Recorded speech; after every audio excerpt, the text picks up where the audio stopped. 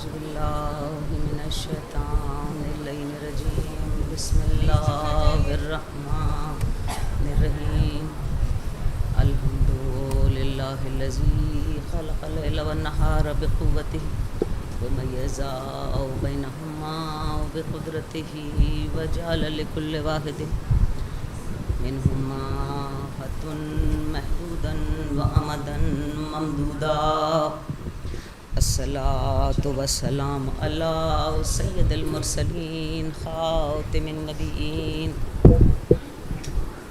سيدنا الممجد بشيرنا المؤيد المصطفى الأمجد محمود الأحمد بالقاسم محمد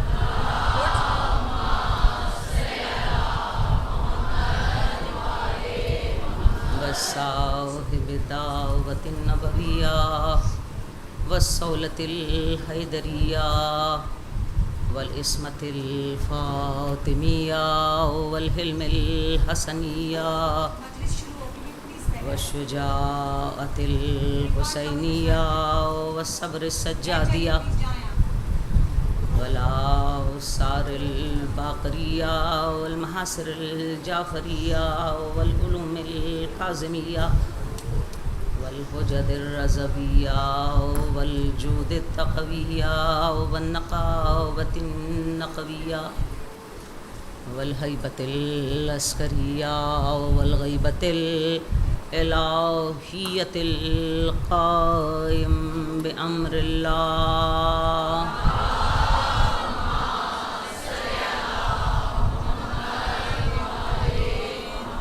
أما بعد فقد قال الله تبارك وتعالى في كتابه المحكم وخطابه المتقن وقوله أحسن بسم الله الرحمن الرحيم والفجر والليال العشر والشفع والوتر والليل إذا يسر هل في ذلك قسم للذي هجر ألم تر كيف فعل ربك بعاد إرم ذات العماد التي لم يخلق مثلها في البلاد وثمود الذين جابوا الصخر بالواد وفرعون ذي الأوتاد فأكثرهم فيه الفساد فصب عليهم ربك صوت العذاب إن ربك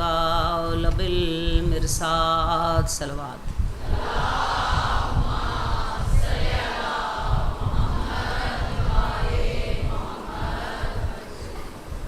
عزیزان گرامی، انسانوں کی تاریخ در حقیقت انبیاء کی جستجو اور کوشش فہم کی تاریخ ہے. یا اگر ہم یہ کہیں کہ انبیاء کی تاریخ سے انسانوں کی تاریخ رقم ہوتی ہے،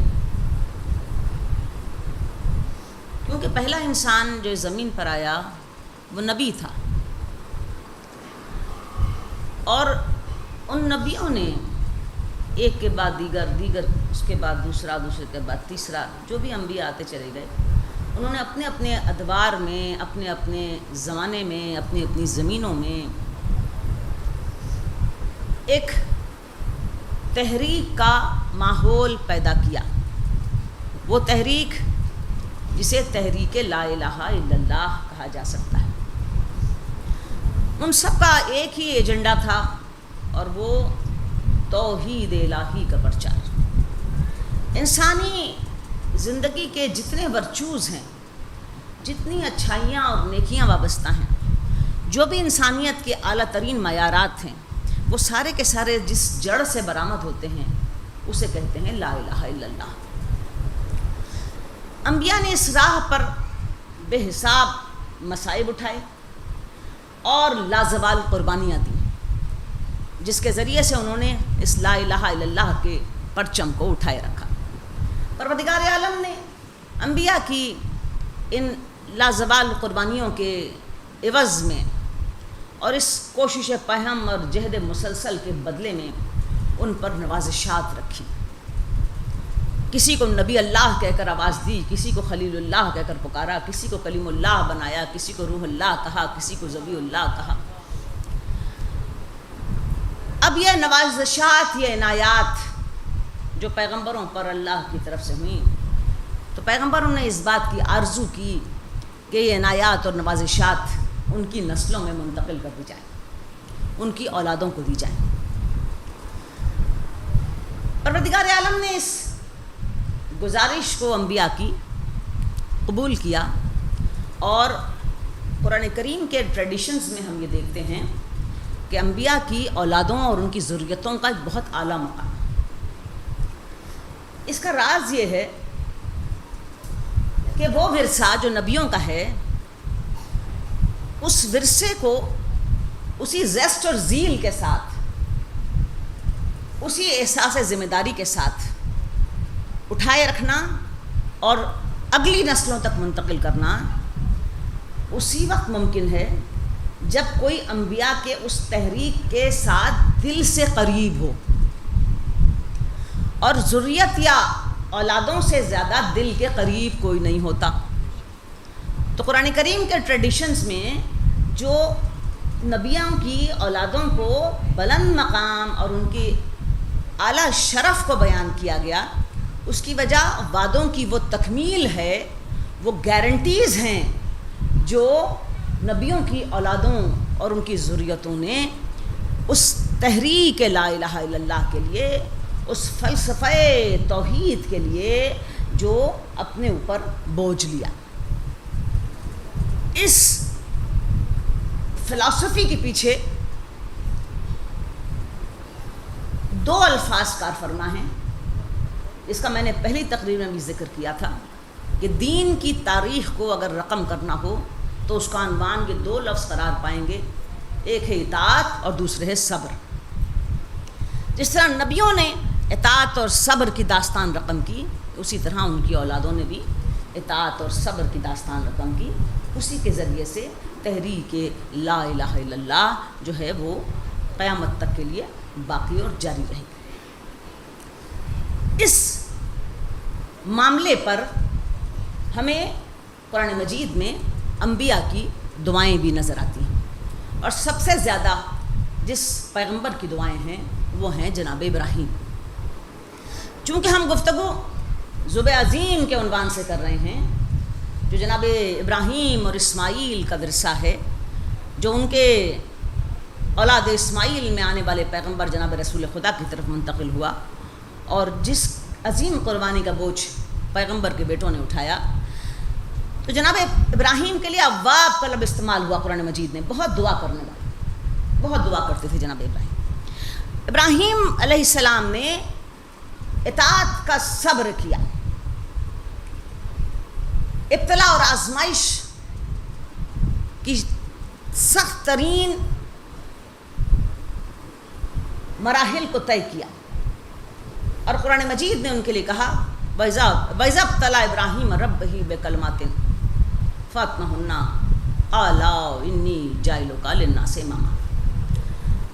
وہ آزمائشیں اور مصیبتیں جو اٹھانا عام طور پر ناممکن ہے، ابراہیم تم نے وہ ساری آزمائشوں کو بہترین طریقے پر پورا کر دیا. 100% کمپلائنس، کوئی 1% بھی کمی نہیں رہی.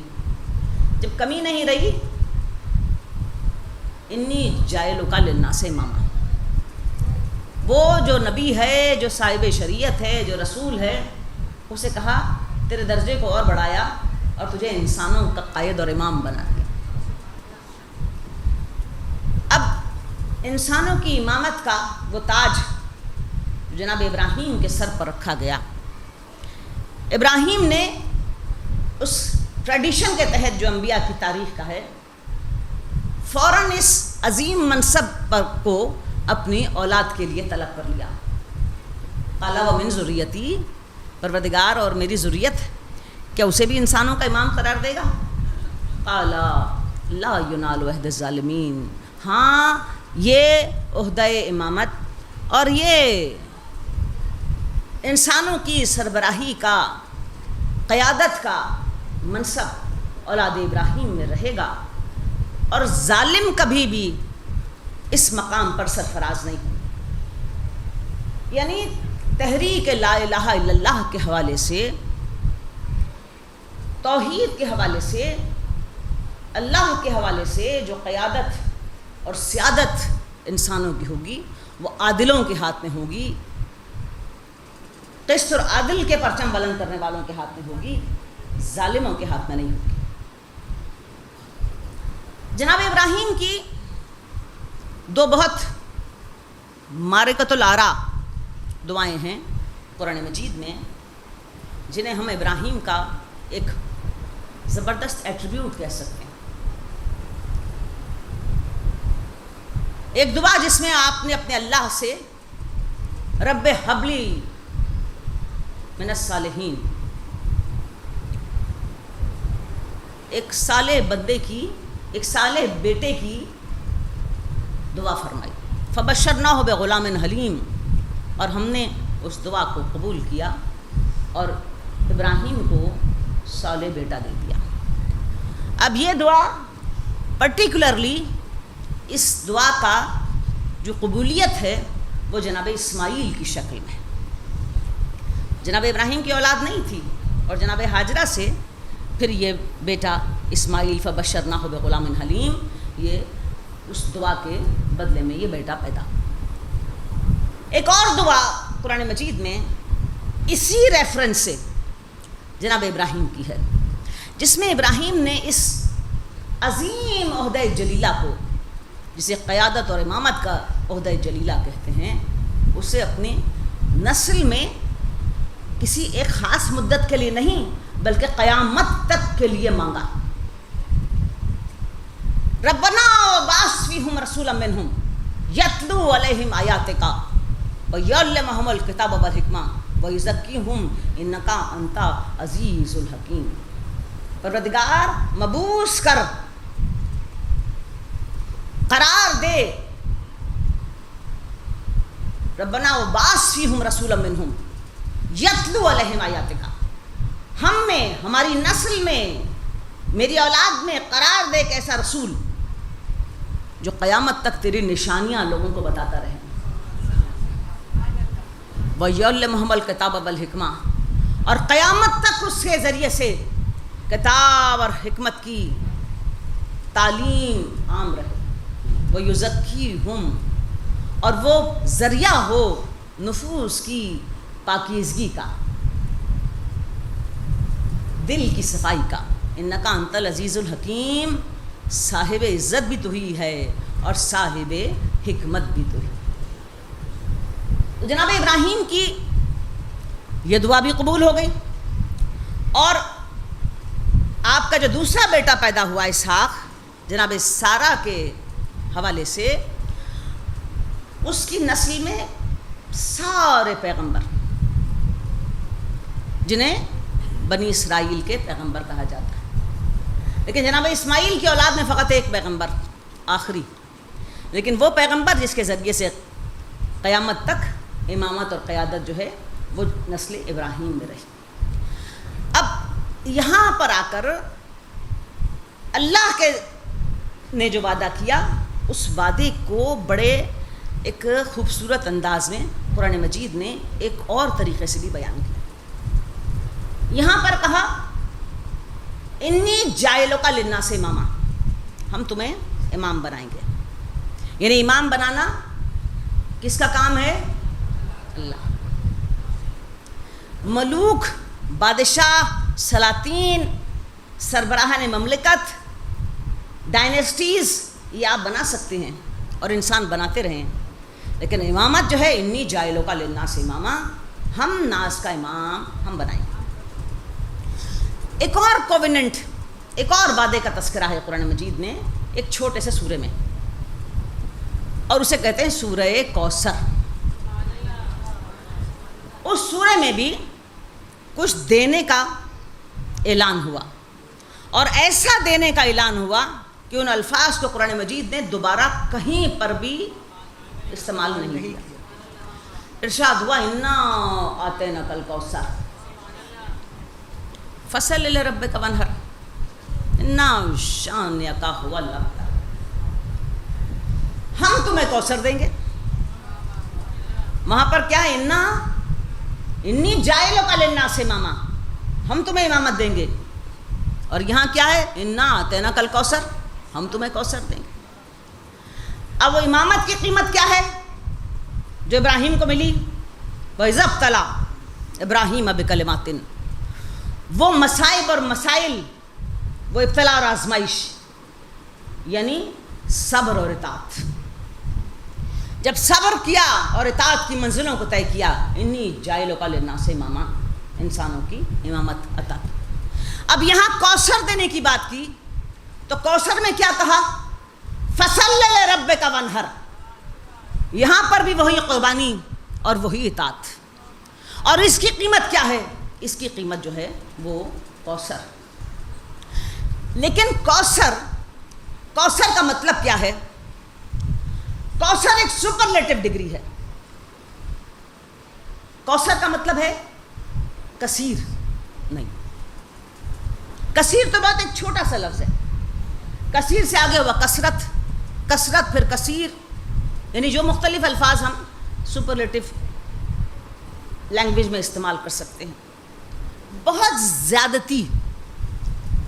اور انگریزی زبان میں اگر اسے بیان کیا جائے تو ابنڈنس، سپر ابنڈنس، بلکہ سپر ابنڈنس، ایسی ابنڈنس، ایسی کثرت جس کا ذہن انسانی تصور ہی نہ کر سکے.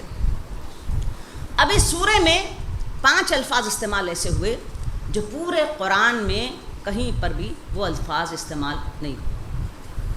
آتینا کا پہلا لفظ، کوثر دوسرا لفظ، ونہر تیسرا لفظ،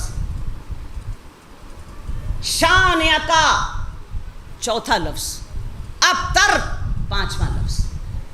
یہ 5 وہ الفاظ ہیں جو کبھی کسی آیت، کسی سورے میں قرآن مجید میں ریپیٹ نہیں کیے. اتنا ایکسکلوسیو یہ سورہ ہے، اتنا چھوٹا سا سورہ. اس میں سے اگر یہ 5 لفظ اگر آپ ہٹا دیں تو باقی تو صرف اس کے لنکیجز کے الفاظ رہ جاتے ہیں نا. یہ 5 کی ورڈز ہیں اس سورے کے، اور وہ 5 کی ورڈز دوبارہ قرآن مجید میں کبھی ریپیٹ نہیں کیے گئے، اس لیے کہ دینے والا بھی عظیم ہے، لینے والے بھی عظیم ہیں. دینے والا بھی بلند مقام پر ہے اور لینے والے بھی بلند مقام پر ہیں. ایک بات کو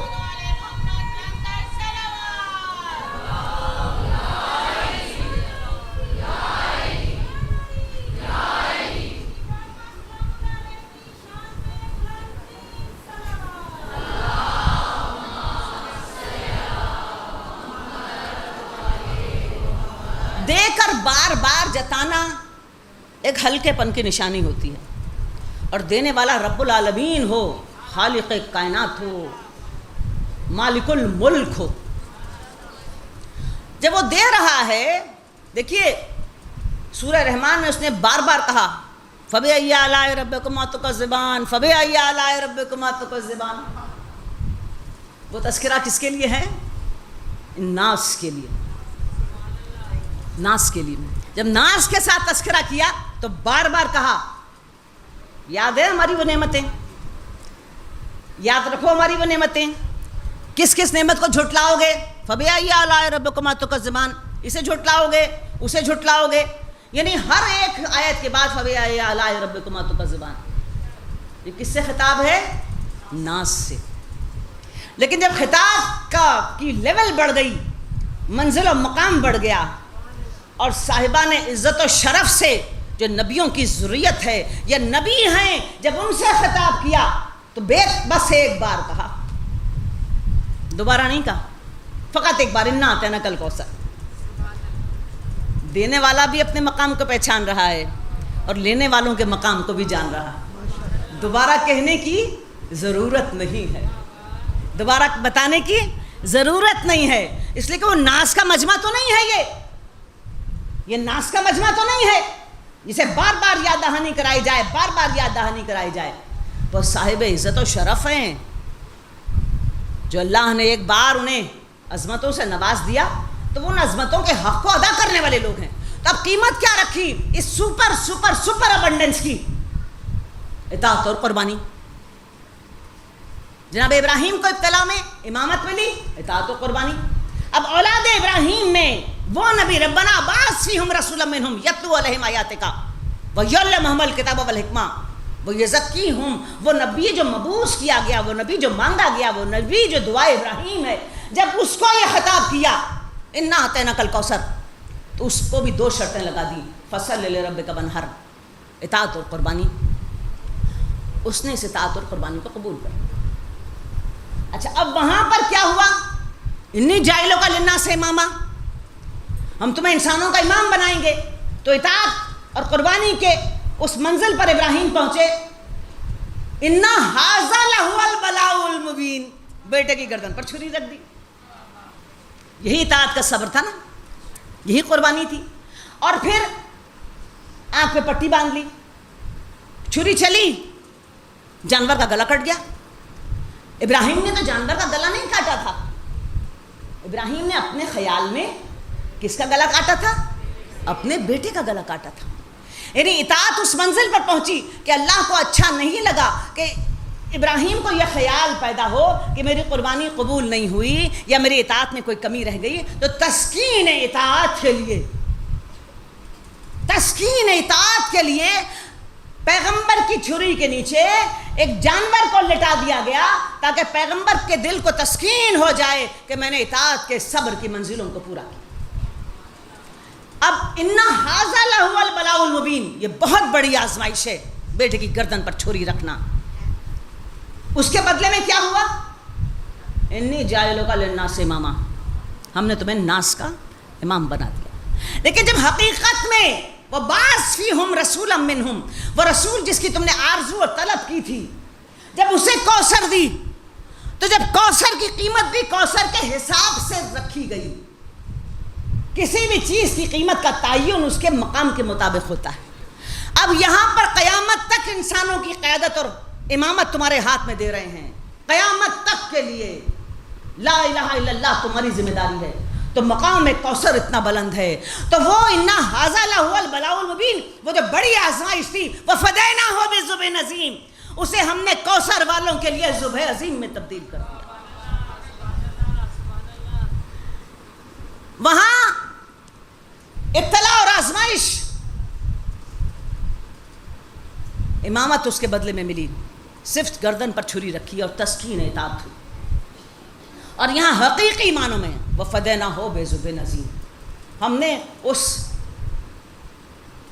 ابتلا کو، اس آزمائش کو ذبح عظیم سے تبدیل کر دیا. وترکنا علیہ فی الآخرین، اور ان آخر میں آنے والی نسل اور اولاد میں رکھ دیا جس کے لیے تم نے دعا کی، ربنا وبعث فیہم رسولا منہم یتلو علیکم آیاتک. اب وہ لوگ جو ہمیشہ سے نبیوں کے مخالفت کی ایک ٹریڈیشن کو سنبھالتے رہتے ہیں، انہوں نے کوثر کے اس مقام کو ڈاؤن پلے کیا، اور ڈاؤن پلے کرتے ہوئے کہا کہ کوثر تو جنت میں ایک پانی کا چشمہ ہے جس سے روز حشر پیغمبر علیہ السلام اپنی امت کو سیراب کریں گے. آپ مالک کوثر ہیں اور آپ وہاں سے پانی پلائیں گے لوگ. اب یہاں پر سوال ہی پیدا ہوتا ہے کہ ابراہیم کو امامت دینے کے لیے تو ابتلا اور آزمائش، بیٹے کی گردن پر چھری، اور یہاں پانی کے چشمے کے لیے ذبح عظیم. کوئی بیلنس نظر آتا ہے اس گفتگو کے اندر آپ کو؟ یعنی اگر توبہ اور استغفار کریں تو بھی اللہ رحیم و کریم ہے، گناہوں کا معاف کرنے والا، مغفرت کرنے والا ہے، وہ تب بھی پانی پلا ہی دے گا. استغفار کے ذریعے سے، توبہ کے ذریعے سے، گڑ گڑانی کے ذریعے سے بھی وہ پانی پیا جا سکتا ہے. لیکن صرف پانی کی خاطر، ایک چشمے کی خاطر ایک پرپیچول مطالبہ کرنا کہ قربانی دیتے جاؤ، گردنیں کٹاتے جاؤ، اطاعت کا صبر انجام دیتے جاؤ، یہ گفتگو میں کوئی بیلنس نظر نہیں آتا۔ اس کا مطلب یہ ہے کہ اس کوثر کو ڈاؤن پلے کر کے ایک چشمے پر ٹھہرانے کی ضرورت نہیں ہے۔ وہ کوثر قیامت تک کے لیے انسانوں کی امامت اور قیادت کا نام ہے۔ اور جب وہ مانگی ابراہیم نے اور اس رسول کے حوالے سے مانگی جس کے لیے کہا کہ میری نسل میں اس کو مبعوث کر دے، ارے اتنے نبی آئے تھے، ساری بنی اسرائیل، ساری اولاد اسحاق پیغمبر کی ابراہیم کی نسل میں ہے، اس کے باوجود کہا وہ نبی مبعوث کر، وہ نبی جو قیامت تک آیات الہی کی تلاوت کرتا رہے، کتاب اور حکمت کی تعلیم دیتا رہے، تو قیامت تک نبی زندہ رہے گا، قیامت تک نبی جو ہے وہ اس کی انفینٹی کی لائف ہے۔ تو یہ ممکن بھی نہیں ہے۔ جب یہ بھی ممکن نہیں ہے تو اس کا مطلب یہ ہے کہ اس کی آل اور ذریت اس بوجھ کو اٹھائے گی، اور جب آل اور ذریت بوجھ کو اٹھائے گی تو کوئی ایسا طریقہ کار ہوگا کہ ان کی پرپیچل قربانیاں لا الہ الا اللہ کو قیامت تک کے لیے زندہ رکھیں گی۔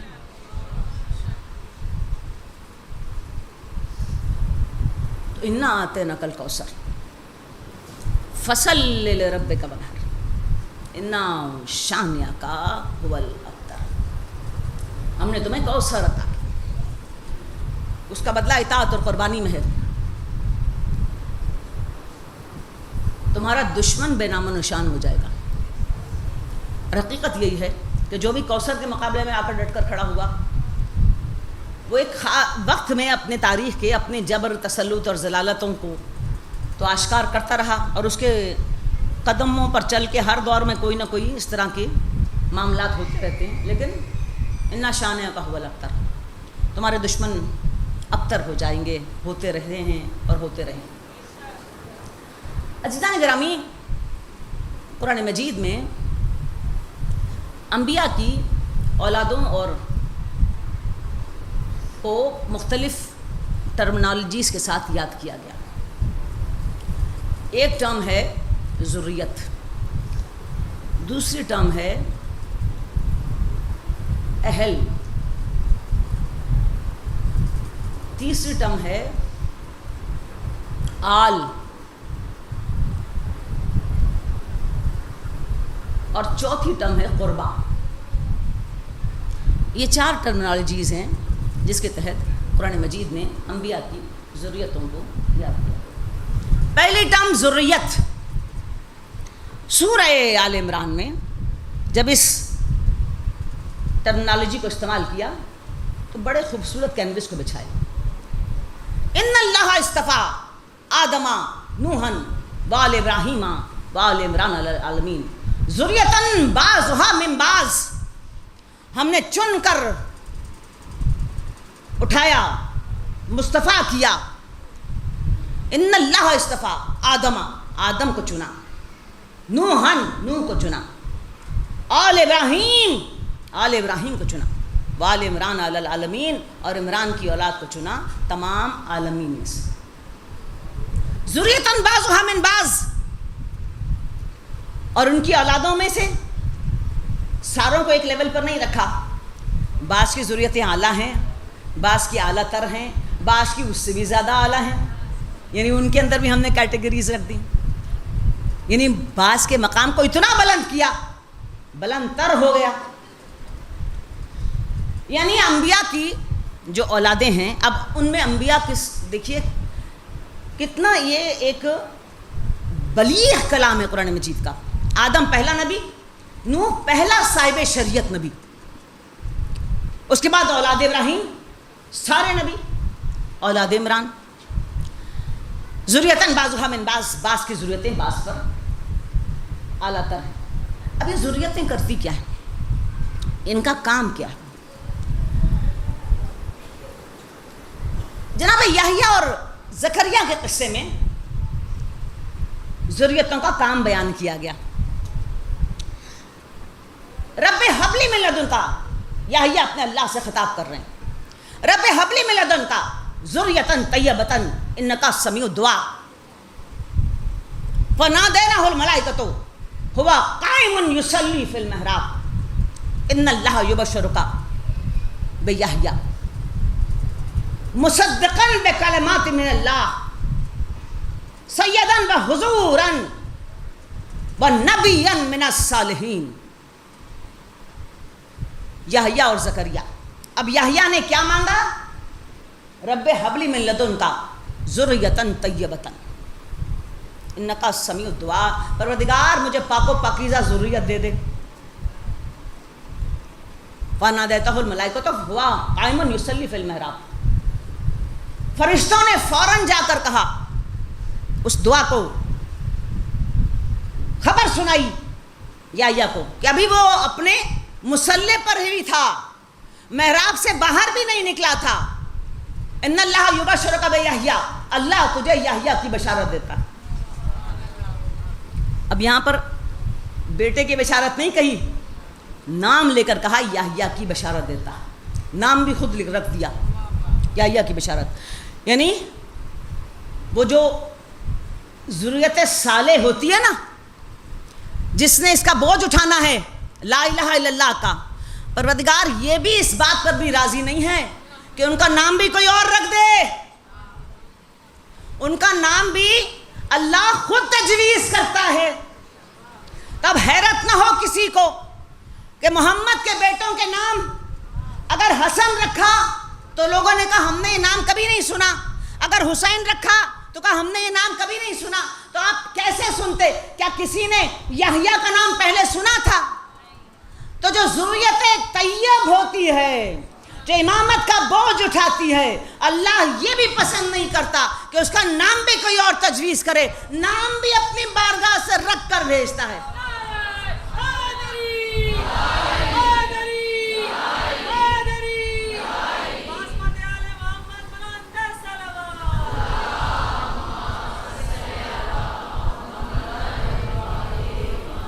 ان اللہ یبشرک بیحییٰ، اللہ تمہیں یحییٰ کی بشارت دیتا.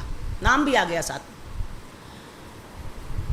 اب وہ یحییٰ کیا کریں گے؟ مصدقا بکلمات من اللہ سیدا وحضورا ونبیا من الصالحین. تو ذریت کیا کام کرے گی؟ یحییٰ کیا کریں گے؟ مصدقا بکلمات من اللہ. سب سے بڑی ذمہ داری یہ ہے کہ اللہ کے کلمات کی تصدیق کریں گے. اور سب سے بڑا کلمہ کیا ہے؟ لا الہ الا اللہ. تو یحییٰ کا کیا کام ہے؟ زکریا کے بیٹے یحییٰ کا کیا کام ہے؟ لا الہ الا اللہ کی تصدیق کرنا، توحید خدا کے لیے اٹھ کر کھڑے ہو جانا. مصدقاً بکلمات من اللہ.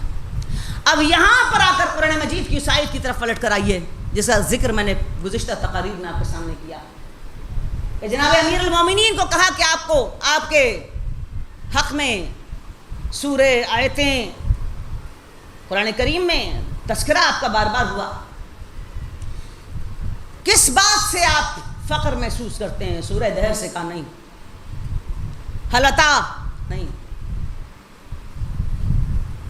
تطہیر نہیں، مبائلہ نہیں. کا جو سب سے زیادہ فخر کی بات ہے میرے لیے، قل کفا باللہ شہیدا بینی و بینکم ومن عندہ علم الکتاب. تمام زندگی علی نے اس آیت پر فخر کیا. تو کیا ہے یہ شہادت ہے. مصدقاً بکلمات من اللہ، اللہ کے کلمے کی شہادت، اللہ کے کلمے کی گواہی، اللہ کے کلمے کے لیے کھڑے ہو جانا، اللہ کے کلمے کے لیے ڈٹ جانا.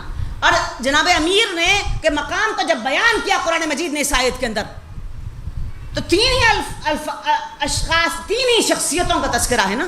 قل کفا باللہ، کہہ دے کافی ہے اللہ. شہیدہ، گواہی دینے کے لیے، کھڑے ہونے کے لیے، حاضری دینے کے لیے، نگہبانی کرنے کے لیے، موجودگی دکھانے کے لیے. یہی مطالب ہے نا شہید کے جو میں نے کل آپ کے سامنے تقریر میں بیان کیے. قل کفا باللہ شہیدا بینی و بینکم، تمہارے اور ہمارے درمیان، ومن عندہ علم الکتاب، نگہبانی کرنے کے لیے، شہادت دینے کے لیے، اٹھ کر کھڑے ہونے کے لیے، حاضری کرنے کے لیے، موجود رہنے کے لیے اللہ کافی. اور وہ جس کے پاس علم کتاب ہے.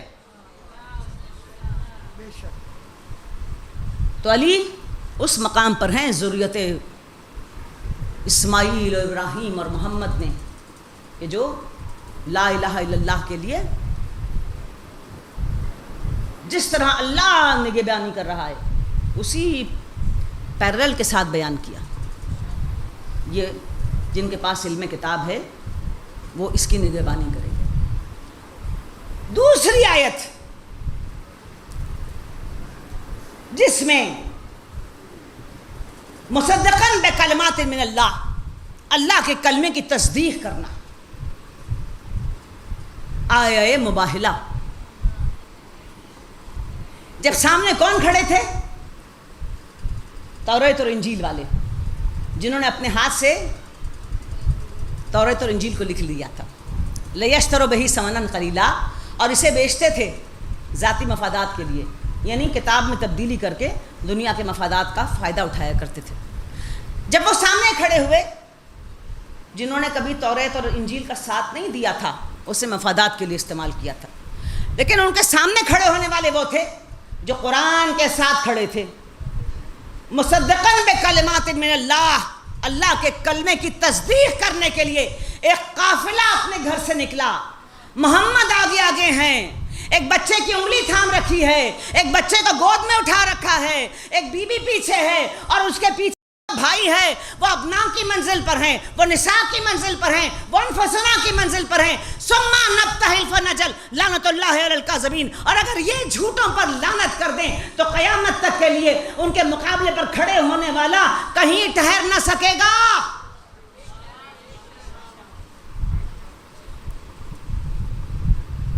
تو اب یہاں پر مصدقاً بکلمات من اللہ، کس نے اللہ کے کلمے کی تصدیق کی؟ لا الہ الا اللہ کی تصدیق کس نے کی؟ پیغمبر کے ساتھ علی نے کی، فاطمہ نے کی، حسن نے کی، حسین نے کی. مصدقاً بکلمات من اللہ، سیداً و حضوراً، یہی سید ہیں اور یہی حاضر ہیں.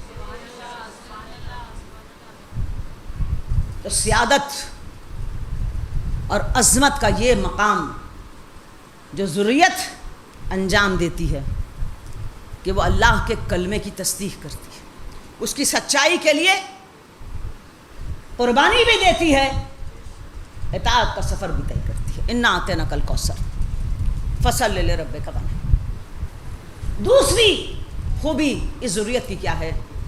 سورہ مریم. اس ذریت کے پاس اللہ کی نعمتیں ہیں. اولئک الذین انعم اللہ علیہم من ذریت آدم وممن حملنا مع نوح ومن ذریت ابراہیم واسرائیل وممن ہدینا واجتبینا واذا تتلی علیہم آیات الرحمن خروا سجدا وبکیا. اللہ نے نعمت صاحبان نعمت بنایا. اولئک الذین انعم اللہ علیہم من نبینا، صاحبان نعمت نبیوں میں سے. ومن ذریت آدم، وہ نبی جو ذریت آدم میں سے ہیں. سارے نبی صاحبان نعمت، سارے ذریت آدم میں سے. وممن حملنا مع نوح، اور جو نوح کے ساتھ کشتی میں سوار ہو گئے ان کے پاس نعمت ہے. نوح کے ساتھ کشتی میں سوار ہونے کے والوں کے پاس کیا نعمت تھی؟ سونے چاندی کے ڈھیر اٹھا لیے تھے، 2-4 گاڑیاں رکھ لی تھیں اس آرک کے اندر، کوئی 2-4 بنگلے پک کر لیے تھے، زمین کے پیپر تھے. کیا تھا ان کے پاس؟ وممن حملنا مع نوح، کیا تھا ان کے پاس؟ کون سی نعمت تھی ان کے پاس؟ اس کا ذکر قرآن کرتا ہے. نعمت دین، لا الہ الا اللہ تھا ان کے پاس، اور باقی سب کو غرق کر دیا. ثم اغرقنا الآخرین. اور وہ بچ گئے جن کے پاس نعمت تھی، نعمت دین. وممن حملنا مع نوح، تو جو نوح کے ساتھ کشتی میں سوار ہوئے، نوح کی کشتی، نوح کا سفینہ، سفینہ نجات ہے. تو پیغمبر علیہ السلام نے جو حدیث ارشاد فرمائی، مثل اہل بیتی کمثل سفینۃ نوح من رکبها فنجا ومن تقلب غرق عنها ما ہوا. میرے اہل بیت کی مثال، میری ذریت کی مثال کشتی نوح جیسی ہے. جو اس کے ساتھ جڑ گیا اسے نجات مل گئی، اور جس نے اسے صرف نظر کیا وہ غرق ہو گیا. یعنی نعمت والے آل محمد ہیں. کشتی نوح کی طرح نجات دینے والے آل محمد ہیں. ان الحسین مصباح الہدا و سفینۃ النجات. حسین ہدایت کا چراغ اور نجات کا سفینہ.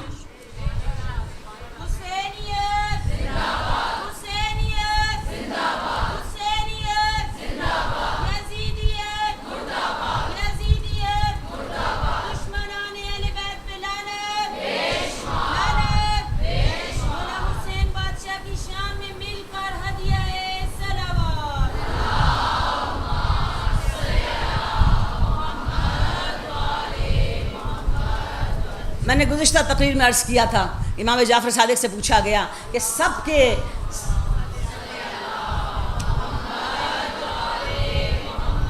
پیغمبر نے تو آپ سب کو کہا مثل اہل بیتی کا مثل سفینۃ نوح، سارے آپ سفینہ نوح ہیں، نجات کا سفینہ ہیں. امام حسین علیہ السلام کے لیے علیحدہ سے کیوں کہا؟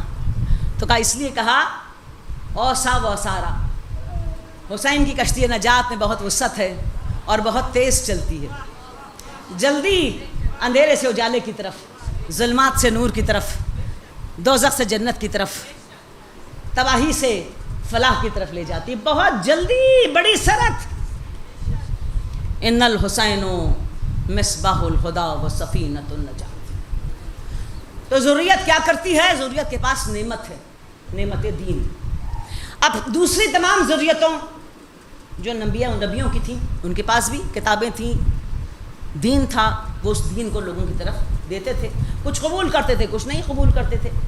لیکن وہ ذریت جس نے قیامت تک کے لیے اس لا الہ الا اللہ کے جھنڈے کو اٹھانا ہے، اس کے پاس ایسی نعمت ہے کہ اس نعمت کا اقرار کیے بغیر لا الہ الا اللہ کا حق ہی ادا نہیں ہو سکتا. اور وہ کون سی نعمت ہے؟ ہر بار جب آپ کھڑے ہوتے ہیں اللہ کے لیے نماز کی صورت میں، تو آپ طلب کرتے ہیں صراط الذین انعمت علیہم، ان کی صراط پر چلا دے جن پر تیرا انعام اور تیری نعمتیں ہیں. تو آپ نکال دیں اس جملے کو اور پڑھ لیں نماز.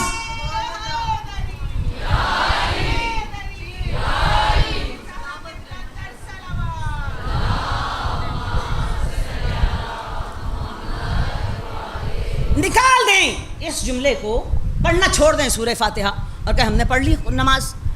ممکن ہی نہیں ہے کہ صلاۃ کا حق ادا ہو، صلاۃ کے قابل ہو اگر سورہ فاتحہ کو نکال دیا جائے. تو سورہ فاتحہ میں سے آپ یہ جملہ نکال دیں. بھائی کون سی نعمت، کدھر کی نعمت؟ نہیں، صراط الذین انعمت علیہم، ان کے راستے پر چلا جس پر تیری نعمت ہے. تو کتنے مربع تھے ان کے، کتنی بادشاہتیں تھیں ان کی، کتنے خزانے تھے ان کے، کتنے لشکر تھے ان کے، کتنا مال و اسباب تھا ان کے پاس. لیکن تھا کیا ان کے پاس؟ دین. ان کے راستے پر چلا دے جن کے پاس نعمت دین. انا آتینا کل کوثر، یہ ہے کوثر، یہ ہے کوثر. قیامت تک کے لیے جو لا الہ الا اللہ پڑھے گا، ہماری وحدانیت کا اقرار کرے گا، وہ قیامت تک کے لیے اس بات کا طالب ہوگا کہ وہ تمہارے راستے پر چلے جو نعمت یافتہ لوگوں کا راستہ. اب اس کی قیمت بہت بڑی ہے نا. فصل لربک وانحر، یہ ہے اطاعت اور قربانی کا سفر. اب وہ ذریت جو صاحب نعمت ہے، من ذریت آدم وممن حملنا مع نوح ومن ذریت ابراہیم و اسرائیل وممن ہدینا واجتبینا وإذا تتلی علیہم آیات الرحمن خروا وسجدا وبکیا. جب ان کے سامنے آیات رحمان کی تلاوت کی جاتی ہے، اللہ کی نشانیاں دکھائی جاتی ہیں، بے اختیار سجدے شکر میں مالک کے چلے جاتے ہیں کہ تو نے کس مقام اور بلندی پر ہمیں پہنچا دیا. سجدے یاد ہیں علی مرتضیٰ کے، سجدے یاد ہیں آپ کو جناب فاطمہ زہرا کے، سجدے یاد ہیں آپ کو امام حسن مجتبیٰ کے، سجدے یاد ہیں آپ کو امام حسین شہید کے، کربلا کے دشتے پہنچ کر سجدہ کیا. کس مقام اور بلندی پر رکھا. تیرا دین سارا ہمارے پاس، ہماری جھولی میں، ہمارے کندھے پہ، ہماری ذمہ داری. ذریت کا ایک اور کمال ہے.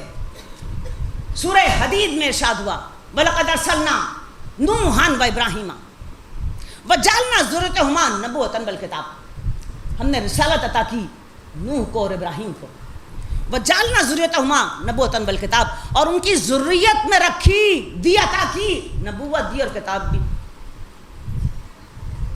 ان کی ذریت میں رکھی. نوح کی ذریت اور ابراہیم کی ذریت. اب ابراہیم کی ذریت میں دو شاخیں ہیں. اسحاق کی ذریت اسماعیل پر ختم ہوئی, ماں توحید, توریت اور انجیل کے برقے بکھر گئے.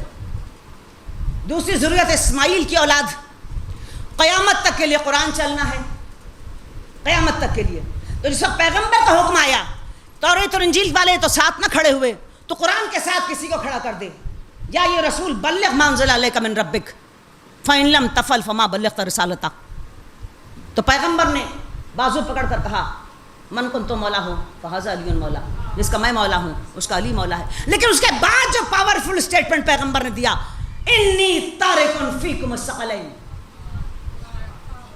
میں تمہیں دو گراں قدر چیزیں چھوڑے جا رہا ہوں, کتاب اللہ و اطرتی, اللہ کی کتاب, اور کتاب کو سنبھالنے کے لیے میری اطرت اور میری ذریت. تو ہم نے نوح اور ابراہیم کو اس کی ذریتوں میں کیا رکھا؟ وجعلنا ذریتہما نبوۃ والکتاب, نبوت بھی ذریت اسماعیل اور ابراہیم میں ہوگی اور کتاب بھی ان میں ہوگی. یعنی وہ نبوت جو پیغمبر آخر الزماں کو نسل اسماعیل اور اولاد ابراہیم سے ملی, اس کتاب کو سنبھالنے کی ذمہ داری بھی ذریت اسماعیل اور اولاد محمد کو عطا کی گئی.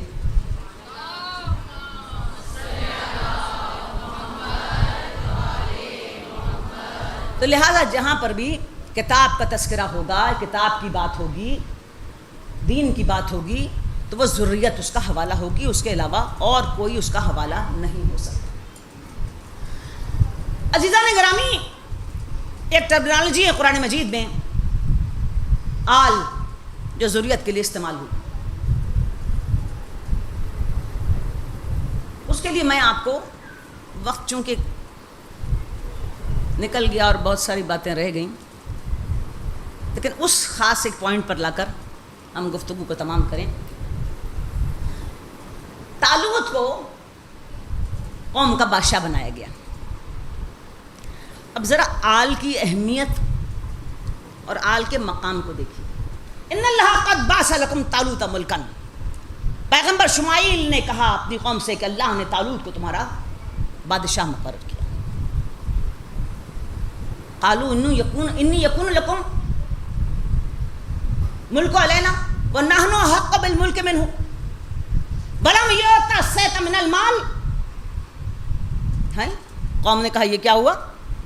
طالوت غریب آدمی, اسے کیسے ہمارا سربراہ اور بادشاہ مقرر کر دیا؟ نہ اس کے پاس کچھ مال ہے, نہ کوئی حیثیت ہے, ہم صاحبان حیثیت موجود ہیں. قال ان اللہ اصطفاہ علیکم وزادہ بسطۃ فی العلم والجسم واللہ یؤتی الملک من یشاء واللہ واسع علیم. پیغمبر نے جواب دیا کہ اللہ نے اسے تم پر فضیلت دی علم میں اور شجاعت میں. اب قرآن کا کلیہ اور اصول کیا ہے, پرنسپل کیا ہے؟ جو علم میں اعلیٰ تر ہو اور جو شجاعت میں کمال رکھتا ہو اسے سربراہی, اور کیسی سربراہی؟ دین کے حوالے سے سربراہی کے منصب پر سرفراز کیا جاتا. پھر پیغمبر نے کہا دیکھو نشانی ہے اس کے سربراہی کی, اس کی قیادت کی, اس کی امامت کی. وقال لهم نبیهم ان آیات فی ملکہ ان یؤتیکم التابوت فیہ سکینۃ من ربہم وبقیۃ مما ترک آل ہارون و موسیٰ, آل موسیٰ و ہارون ومما ترک آل موسیٰ و آل ہارون وتحملہ الملائکۃ. اس کی نشانی ہے اس کی سربراہی اور قیادت کی. نشانی کیا ہے؟ وقال لهم نبیہم ان آیات ملکہ ان یاتیکم التابوت فیہ سکینۃ من ربک، نشانی یہ ہے کہ اس کے پاس وہ صندوق ہے، وہ تابوت ہے جس میں تسکین اور اطمینان کا سامان اللہ نے رکھا ہے. ان یاتیکم تابوت سکینۃ من ربہ، وہ تابوت جو تابوت سکینہ کہلاتا ہے وہ اس کے پاس ہے، وہ آ جائے گا. وہ بقیۃ مما ترک آل موسیٰ و آل ہارون، اور تمہیں پتہ ہے نا اس تابوت سکینہ میں کیا ہے؟ اس میں ترکہ ہے، ورثہ ہے، سامان ہے. کس کا؟ آل موسیٰ اور آل ہارون کا. وَتَحْمِلُهُ الْمَلَائِكَةُ، اور ملائکہ اسے اپنے کندھوں پر اٹھائے ہوئے ہوں گے. اِنَّ فِي ذَلِكَ لَآيَاتٍ لَكُمْ إِن كُنتُم مُؤْمِنِينَ، یہی اللہ کی بہت بڑی نشانی ہے اگر تم ایمان رکھتے ہو. اب یہاں طالوت کو سربراہ بادشاہ بنانے کی بات کی، کس حوالے سے؟ نشانی کیا بتائی؟ تابوت سکینہ. کیا چیز ہے تابوت سکینہ؟ کیا چیز ہے تابوت سکینہ؟ ایسا تابوت، ایسا صندوقچہ جس کے اندر اطمینان اور تسکین اور کامیابی کا راز چھپا ہوا ہے. ایسا صندوقچہ جناب آدم نے بنایا. ان کے پاس ایک صندوقچہ تھا، آدم اس میں اپنے حوالے سے چیزیں رکھتے تھے. پھر وہ صندوقچہ نوح کے پاس چلا گیا. نوح اپنی شریعت، کتاب، اپنے تبرکات اس میں رکھتے تھے. پھر وہ ایک کے بعد دوسرے نبیوں میں منتقل ہوتا چلا گیا، تو انبیاء کے تبرکات اس میں رکھے جانے لگے، یہاں تک کہ وہ جناب موسیٰ اور ہارون کے پاس آ گیا. تو قرآن مجید پرٹیکولرلی وَبَقِيَةٌ مِّمَّا تَرَكَ آلُ مُوسَىٰ وَآلُ ہارون، اس تابوت سکینہ کو یاد کرو، اس تسکین کے صندوق کا تذکرہ کرو. وہ آئے گا جس میں ترکہ ہے آل موسیٰ اور آل ہارون کا. تو پوچھا گیا کہ کیا تھا اس کے اندر، کیا ترکہ تھا آل موسیٰ اور آل ہارون کا؟ تو پتہ چلا کہ جناب موسیٰ کی توریت کی الواح تختیاں تھیں، موسیٰ کا عصا تھا، موسیٰ کا اور ہارون کا لباس تھے، ان کے جوتے تھے، ان کے استعمال کی چیزیں تھیں. مما ترکہ آل موسیٰ و آل ہارون، آل موسیٰ اور آل ہارون کی چھوڑی ہوئی چیزیں وہ ہیں اس کے اندر تسکین کا سامان. یہ نشانی ہے کہ طالوت جو ہے تمہارا بادشاہ ہے. اب آل موسیٰ اور آل ہارون کی کا ترکہ، ان کے لباس، ان کے جوتے، ان کا عصا، ان کے توریت کی کچھ تختیاں، یعنی وہ اگر قوم کے پاس ہو. پھر بنی اسرائیل کے پاس یہ تھا تابوت سکینہ، تو بنی اسرائیل ہر مصیبت کے وقت میں اس تابوت کو نکال لیا کرتے تھے، تو ان کے مسائل و مصائب دور ہو جایا کرتے تھے. خشک سالی ہو تو نکال لیتے تھے تو بارش اور فصلیں ہریالی ہو جاتی تھیں. جنگیں درپیش ہوتی تھیں، دشمن حملہ کرتا تھا تو تابوت سکینہ کو لے کر نکل پڑتے تھے، دشمن پسپا ہو جایا کرتا تھا. تو انہوں نے اس کو فار گرانٹیڈ لینا شروع کر دیا. جب فار گرانٹیڈ لینا شروع کیا، اس کی بے حرمتی شروع کی، تو ایک بار ان سے زیادہ جابروں کا ان سے مقابلہ ہو گیا اور انہوں نے لڑ کر وہ تابوت سکینہ ان سے چھین لیا. لیکن چونکہ وہ تابوت سکینہ کا احترام نہیں جانتے تھے تو انہوں نے اس کو خرابے میں پھینک دیا، کوڑا اور کرکٹ کے مقام پر پھینک دیا. اس کوڑا اور کرکٹ اور خرابے میں پھینکنے کا انجام یہ ہوا کہ وہ فتح کرنے والی قوم بھی وہ تباہ اور برباد ہو گئی. جب وہ تباہ اور برباد ہونے لگے تو انہیں احساس ہوا کہ شاید یہ صندوقچہ جو ہے یہ ہماری تباہی اور بربادی کی علامت ہے، کیونکہ ہم نے اس کے ساتھ بدسلوکی کی. انہوں نے فوراً اس کو بیل گاڑی پر رکھا اور دوڑا دیا بنی اسرائیل کی طرف. وہ دوبارہ تابوت سکینہ بنی اسرائیل کے پاس آ گیا اور پھر بنی اسرائیل کے دن پھر گئے اور ان کو پھر کامیابیاں حاصل ہونے لگی. تابوت سکینہ. اب اس تابوت سکینہ میں آل موسیٰ اور آل ہارون کی استعمال کا سامان، ترکہ، تو اس قوم کی فلاح، کامیابی، کامرانی، نعمتوں کا ذریعہ کیا تھا؟ تابوت سکینہ۔ اگر کسی قوم کے پاس، بنی اسرائیل کے پاس، موسیٰ اور ہارون کے لباس، ان کے عصا، ان کی تختیاں، ان کے جوتے جمع ہو جائیں، اچھا اب نشانی کیا ہے؟ اس صندوقچے کی نشانی کیا ہے؟ کتنی متبرک ہیں یہ نشانیاں آل موسیٰ اور آل ہارون کی۔ وَتَحْمَلُهُ الْمَلَائِكَةُ، ملائکہ اسے اٹھائے ہوئے ہوں گے، ملائکہ اسے اٹھائے ہوئے ہوں گے۔ کیا ہے اس صندوقچے میں؟ دوبارہ سنیں، موسیٰ اور ہارون کا لباس، عصا، تختیاں، جوتے، یہی کچھ تھا۔ اسے کون اٹھائے ہوا ہے کندھے پہ؟ فرشتے کندھے پر اٹھائے ہوئے۔ ارے جو پیغمبر آخر زمان کا گوشت اور خون ہو،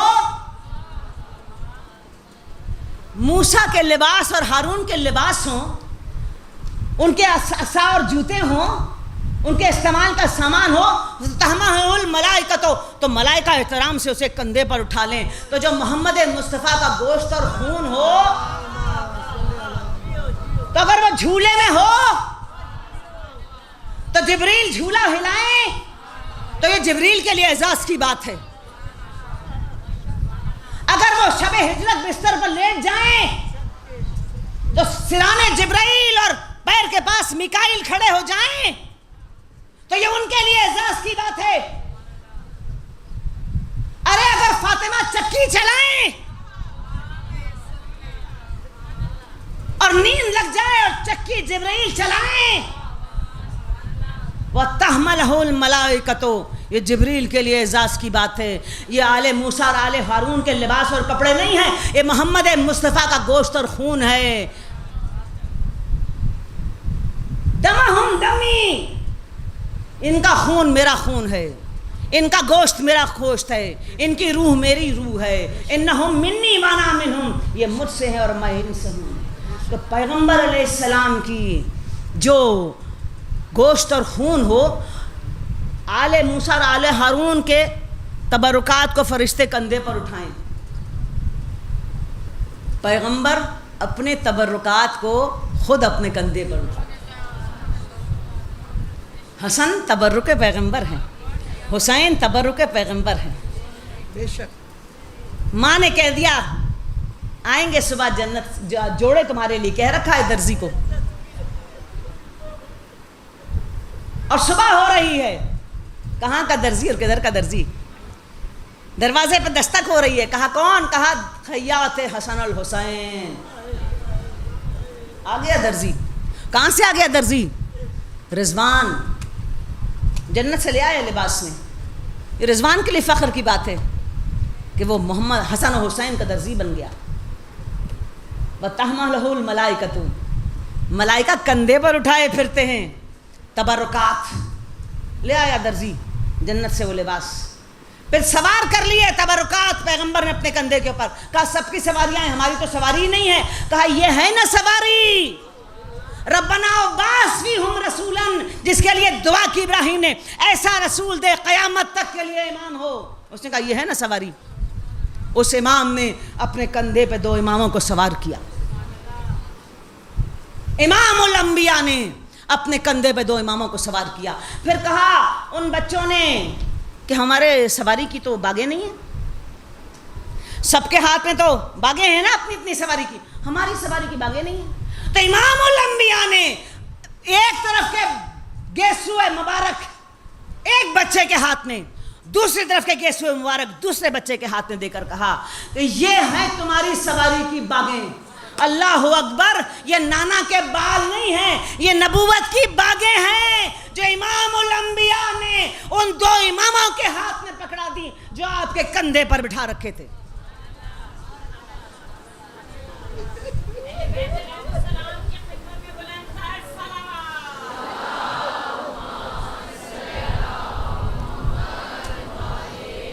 تو جب طلب بیعت کے لیے بلایا ولید نے تو کیا فرمایا امام حسین علیہ السلام نے؟ یہ آ گیا نا وقت کوثر کا، ان ھذا لہو البلاء المبین وفدیناہ بذبح عظیم۔ وہ بلائے مبین سے امام بنے، ذبح عظیم سے قیامت تک کے لیے لا الہ الا اللہ کے علم بردار بنے۔ کہا تم ہم سے بیعت مانگ رہے ہو؟ نحنو اہل بیت النبوہ و معدن الرسالہ و محبت الوحی و مختلف الملائکہ.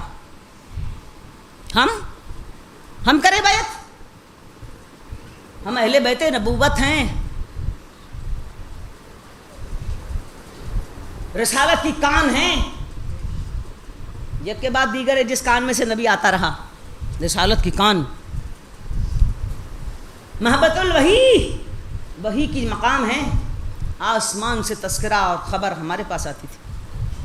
وہ مختلف الملائکہ، آتے جاتے رہتے ہیں ملائکہ ہمارے پاس، آتے جاتے رہتے ہیں. میرے عزیزوں، بنی اسرائیل نے تابوت سکینہ کی بے حرمتی کی اور بنی اسرائیل برباد ہو گئے. اور پیغمبر کی امت نے پیغمبر کی اولاد کی بے حرمتی کی اور بربادی کا سفر طے شروع ہو گیا. جناب علی مرتضیٰ کے لیے کہا پیغمبر نے ناقہ صالح ہے یہ میری امت کا، ناقہ صالح کا ذبح کیا تھا، قوم پر عذاب آ گیا تھا.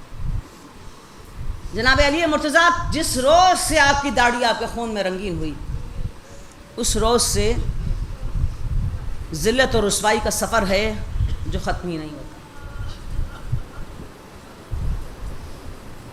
اور جیسی بے حرمتی کی دشت بلا میں، میدان کربلا میں، ذریت اول محمد، ذریت محمد کی، فرزندان محمد کی، دختران نبی کی، اس کے بعد کس بات کی خوش فہمی ہے کہ کوئی اچھا دور آ جائے گا، کوئی اچھا وقت آ جائے گا. بنی اسرائیل کے پاس تابوت سکینہ غائب ہو گیا اور بربادی کا سفر شروع ہو گیا. مسلمانوں نے اپنے ہاتھوں سے اپنی فلاح کے سفر کو بند کر دیا. ہم اہل بیت نبوت ہیں، معدن رسالت ہے، مختلف الملائکہ ہیں، وحی کا معدن ہیں. ہم سے اللہ نے لا الہ الا اللہ کا آغاز کیا اور ہم پر رحمتوں کی بارش کی، اور ہم پر ہی اسلام ہمارے گھر سے شروع ہوا اور ہم پر، ہمارے گھر پر اس کی تکمیل ہوئی. اور جس کی بیعت کی تو تذکرہ کر رہا ہے وہ کتاب خدا کی مخالفت کرتا ہے، احکام نبی کا مذاق اڑاتا ہے، کھلے بندوں گناہ کی دعوت دیتا ہے اور اسم اور عدوان، ظلم اور جبر سے لوگوں پر حکومت کرتا ہے. تم خود ہی فیصلہ کرو کہ ہم میں سے کون زیادہ سزاوار ہے اس بات کا کہ اس کی بیعت کی جائے. ہم اس کی کریں یا وہ ہماری کرے؟ تم بھی سوچو اور ہم بھی سوچتے ہیں. اور صبح مجمع عام میں ہم سے اس بات کا سوال کرنا. یہ کہہ کر امام حسین علیہ السلام دربار وگید سے نکل آئے.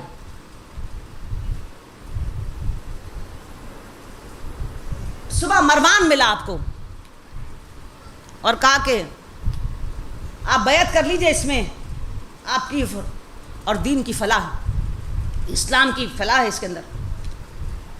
تو کہا اچھا اس میں اسلام کی فلاح ہے، علیہ السلام و السلام، ایسے اسلام کو جس میں یزید کی بیعت حسین کریں تو فلاح ہو جائے. تو کہا علیہ السلام و السلام، ایسے اسلام کو میرا دور سے سلام. حسین کون ہے؟ وارث آدم، وارث نوح، وارث ابراہیم و اسماعیل، وارث موسیٰ اور ہارون، وارث محمد رسول اللہ، وارث علی ولی اللہ. حسین بیعت کر لیں تو اس کا مطلب یہ سارے نبی بیعت کر لیں، اور جب سارے نبی بیعت کر لیں تو اس کا مطلب ہے کہ لا الہ الا اللہ نہ تھا، نہ ہوگا، نہ رہے گا. کتنی بڑی ذمہ داری ہے. انا اعطیناک الکوثر، اس لیے دی تمہیں کوثر، اس لیے دی تمہیں قیادت، امامت. تم اس قابل ہو کہ اس جھنڈے کو اٹھا کر کھڑے ہو جس پر لکھا ہے لا الہ الا اللہ. اور کسی میں یہ کیپیسٹی نہیں ہے جو اس جھنڈے کو اٹھا کر کھڑا ہو جائے. 2 حاضریاں ہیں امام حسین علیہ السلام کی قبر پیغمبر پر. ایک جب اب ولید کے دربار سے آئے تب آپ نے قبر پیغمبر پر حاضری دی اور ارشاد فرمایا نانا میں حسین آپ کا فرزند جسے آپ نے ذمہ دار کیا تھا کہ وہ آپ کی قوم کی قیادت کرے. آپ دیکھ رہے ہیں نا آپ کی امت میرے ساتھ کیا سلوک کر رہی ہے، مجھے آپ کی قبر سے بھی جدا کر رہی ہے. دوسری حاضری اس وقت آپ نے کی جب آپ مدینہ چھوڑ کر جا رہے تھے. اس حاضری میں آپ نے ارشاد فرمایا، پروردگار، خطاب کیا اپنے اللہ کو، یہ تیرے نبی کی قبر ہے اور تو جانتا ہے کہ میں تیرے نبی کی بیٹی کا بیٹا ہوں. پروردگار، میں اس صاحب قبر سے جدا ہو رہا ہوں اور اس بات کی تمنا رکھتا ہوں کہ میرے لیے اس راستے کو پسند فرما جس میں تیری اور تیرے رسول کی رضا.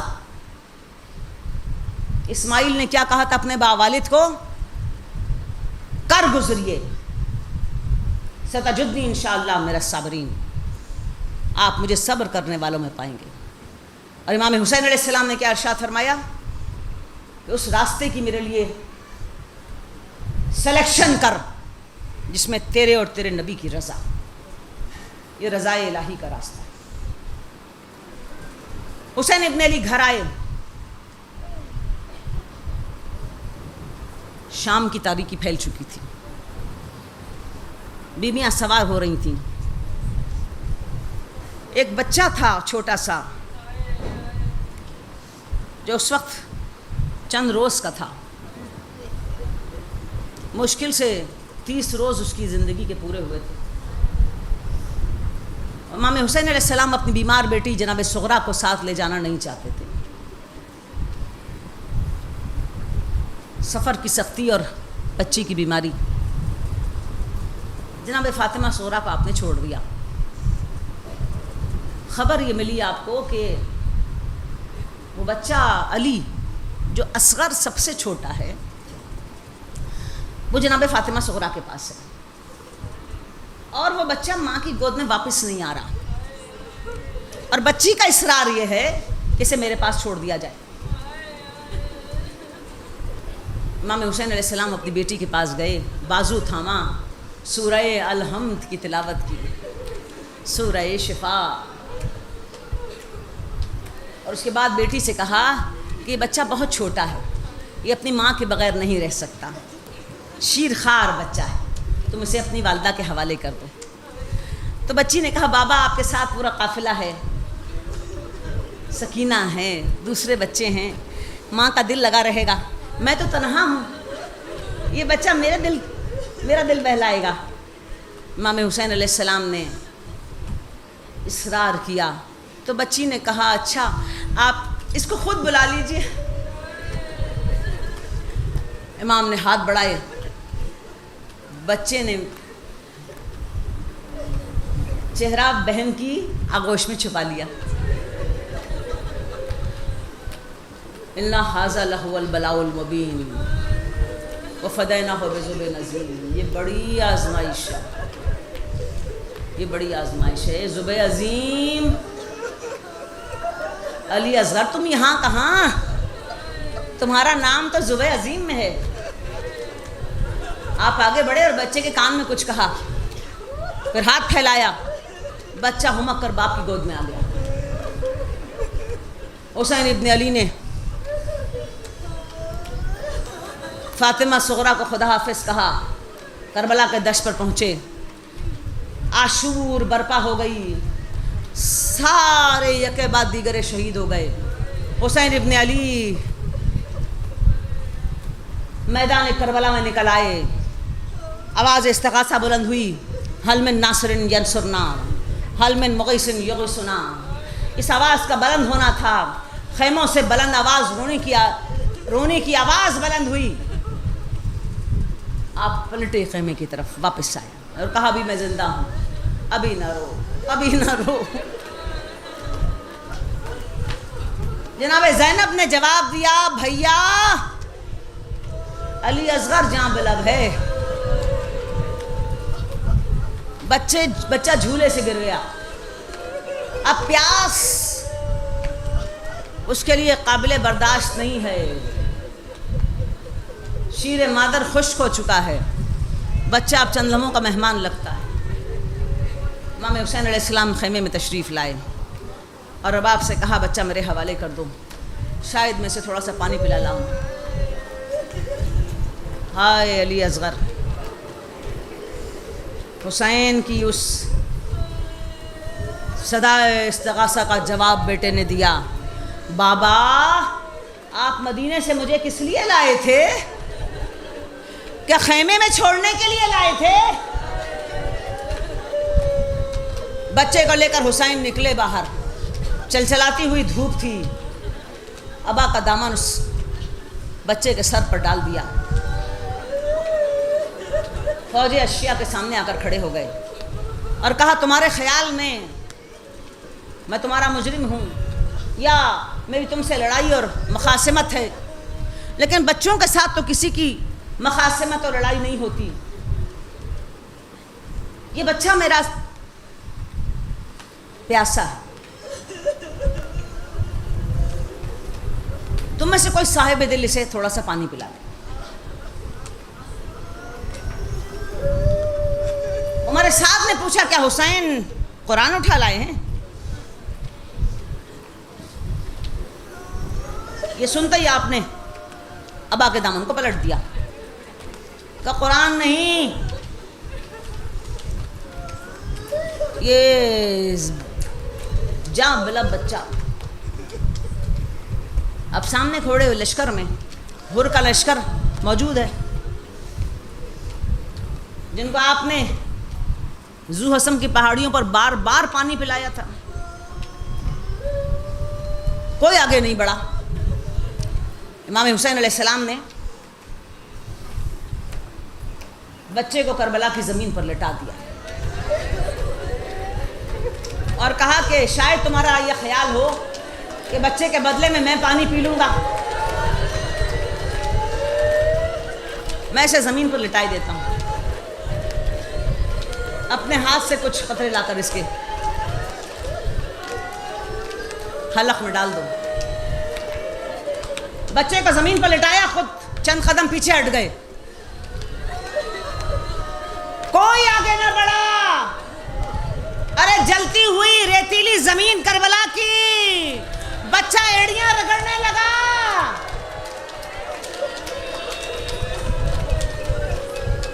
باپ نے بڑھ کر بچے کو گود میں اٹھا لیا اور اس کے بعد چہرہ علی اصغر لشکر اعداء کی طرف پھیر دیا اور بیٹے سے خطاب کیا، حجت خدا کے بیٹے ہو، حجت تمام کرو۔ بس یہ حکم امام تھا۔ بچے نے اپنی زبان، سو کی زبان ہونٹوں پر پھیر دی۔